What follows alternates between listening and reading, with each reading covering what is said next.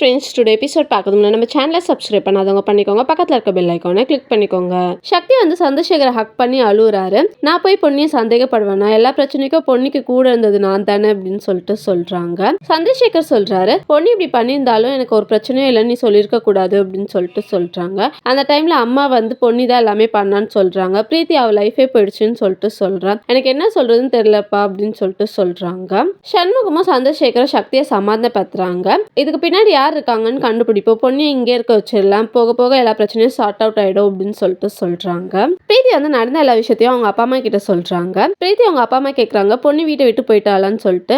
அவ எந்த தப்பும் பண்ணல, அதெல்லாம் நிரூபிச்சுட்டு தான் இங்க வந்து போவேன்னு சொல்லிட்டு இங்கே இருக்கா அப்படின்னு சொல்றாங்க. பிரீத்தி அவங்க அப்பா சொல்றாங்க, பொண்ணு வந்து உன்னையே தான் சுத்திட்டு இருப்பா, அவகிட்ட கொஞ்சம் கேர்ஃபுல்லா இருந்துக்கோன்னு சொல்றாங்க. பிரீத்தி அவங்க அம்மா சொல்றாங்க, இதுதான் உனக்கு நல்ல டைம், சக்தி கூட எப்படியாவது நெருக்கம் ஆயிடுன்னு சொல்றாங்க. கண்டிப்பா அப்படின்னு சொல்லிட்டு பிரீத்தி சொல்றாங்க. சிவானி வந்து பொண்ணுகிட்ட தலை வாரதுக்காக வராங்க. அந்த பிளேஸ்க்கு பவானி வராங்க. நான் வாரி விடுறேன் அப்படின்னு சொல்லிட்டு சிவானி கிட்ட வந்து ரொம்ப ஹாஷா நடந்துக்கிறாங்க.